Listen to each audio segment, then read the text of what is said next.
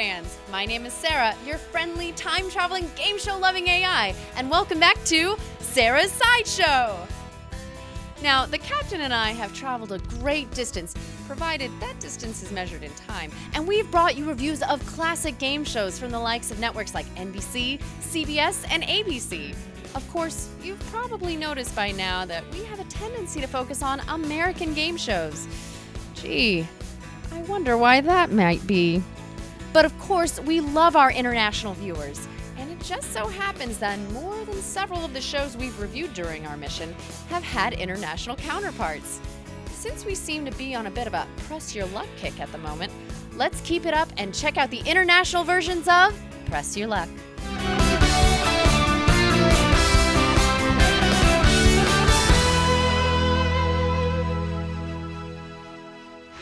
Today, these three players are after high stakes, but they'll have to avoid the whammy as they play the most exciting game of their lives. From the 1983 CBS classic game show Press Your Luck, hosted by the late, great Peter Tamarkin, was truly a spectacle for its American viewers. Every day, viewers from all around the nation would tune in to see who could successfully outwit those pesky whammies and take away the big bucks. So, it should come as absolutely no surprise that there have been several international versions. Let's start with our friends in the United Kingdom. Now, unfortunately, I don't have any clips or pictures to show you. In fact, information on this version of Press Your Luck is so scarce that this is really all I know. It ran from June 6, 1991 to September 20th, 1992, and no one really watched it. Probably had something to do with the fact that it was produced on a shoestring budget, and that the top prize offered was a mere £200.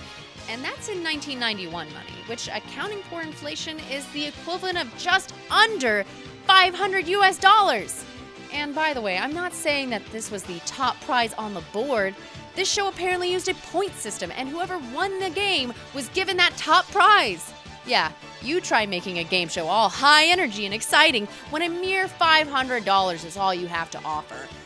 Anyways, it just sort of became an obscure footnote in game show history.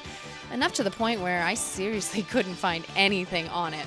So anyways, let's move along, mates, to Australia. Hey, these three players are after high stakes, but they'll have to avoid the whammy as they play the most exciting game of their lives. It's time to play Press Your Luck.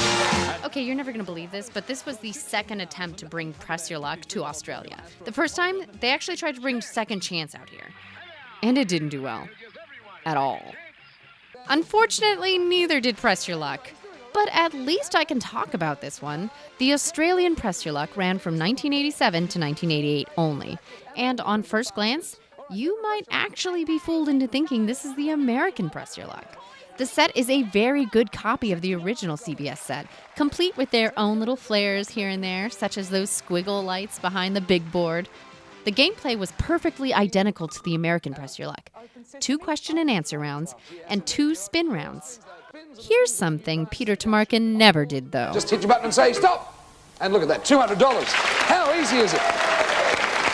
That takes me up to, $1,320. More than you've got. Keeping track of his own score during the demo spin. That's awesome! There are a few sound differences, probably most notably the theme song. Also, the ding sound effect was different, and there was an audible sound effect when adding cash to a player's score. That same ding was used for passing spins as well. To go. Okay, I know. If I've done it once, I can do it again. Stop! $230 takes you to $680. Speaking of player's score, though, wow, look at the value of some of those prices. Not quite as bad as the UK prizes, allegedly, because I can't verify anything about that one, but definitely low scoring. This did affect gameplay, believe it or not. When the stakes aren't as high as they were on the American Press Your Luck, you tend to play with a little more strategy, which is exactly what we see going on here. The final totals at the end of the game resemble what a player's score would be at the end of round 1 on the American show. So definitely not a high-stakes game show. There is one thing that was 100% carried over from the American show with no differences, though. Stop! Whammy!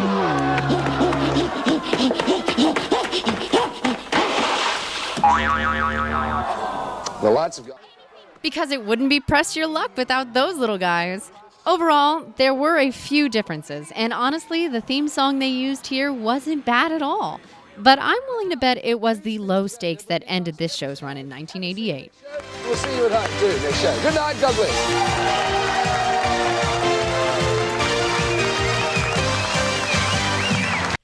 Now let's head back over to Europe again to see what the Germans thought up in 1991 as their version of Press Your Luck, or as Google Translate calls it, Happiness at the Printer.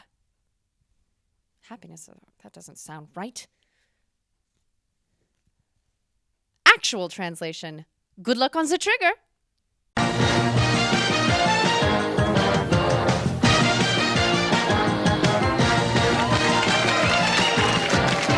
Und jetzt geht's wieder ums Große. Again, not the original Press Your Luck theme song, but this one's pretty catchy. The set is definitely not as close to the CBS set as the Australian version was. This version feels like a 75% scale version made purely from memory of seeing the show 5 years prior. But you know what? It still looks fairly decent. It has a good amount of flashiness about it, and all the necessary elements of gameplay are there quite clearly.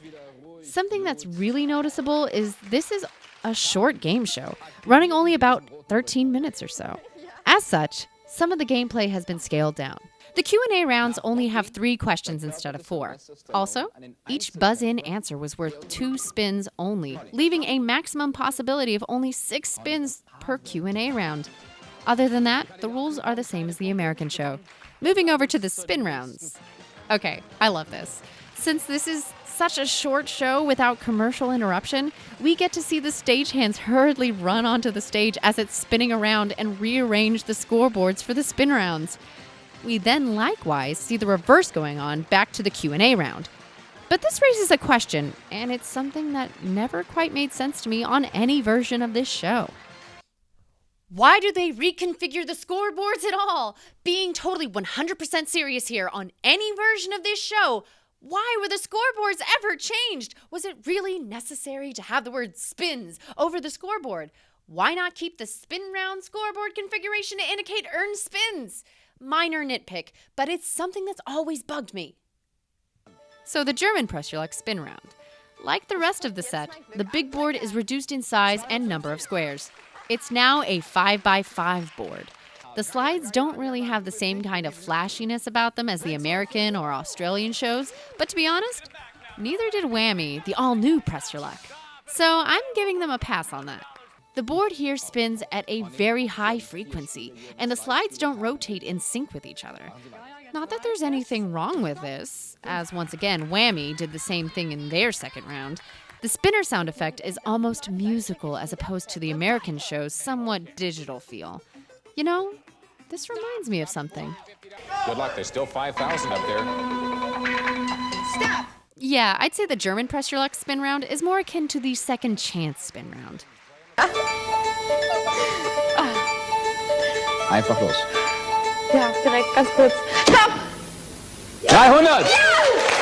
This is a bit odd, but it looks to me like when the contestant stops the board, there's a delay between the buzzer being hit and the board actually stopping. By the way, I love those oversized red buzzers. Let's take a closer look at the board. You'll notice it's basically purely cash. There are occasional +1 spin spots, and there's a pick your corner square, and of course a big buck square. Not to mention there are, of course, the equivalent of whammies, or I suppose they're vultures or something like that. Ei! Da taucht wieder auf, aus dem Gully. Schadenfreudig wie Same whammy foghorn sound effect, and same whammy spring sound effect, but very unique animations for the vultures. Luckily for the contestants, there was a spot on the board that would remove one of them as a bonus, like the +1 spin squares. This show only ran in 1992, but I definitely rank it up there as a fairly unique spin on the show. Glück am Drücker. Ciao, bis dann.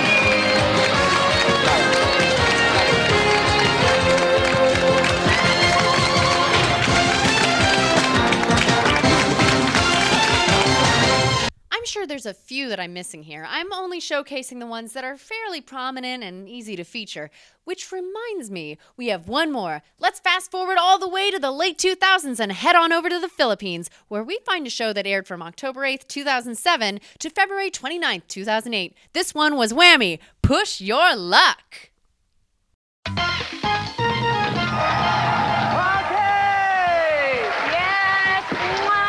This show is virtually a perfect replica of Whammy, the all-new Press Your Luck. Well, in terms of gameplay anyways, the set looks a bit on the low-budget side, complete with the big board now being a rear projection image.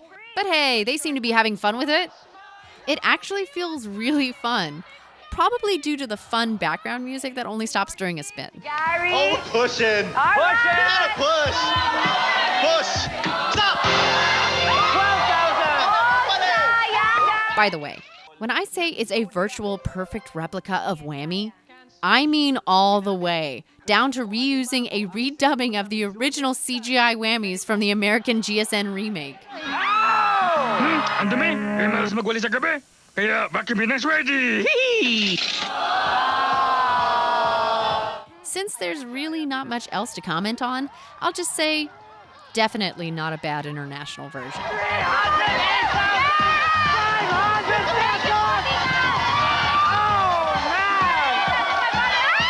Like I said, I know I'm probably missing more than a few, but these are the ones I could most easily showcase here.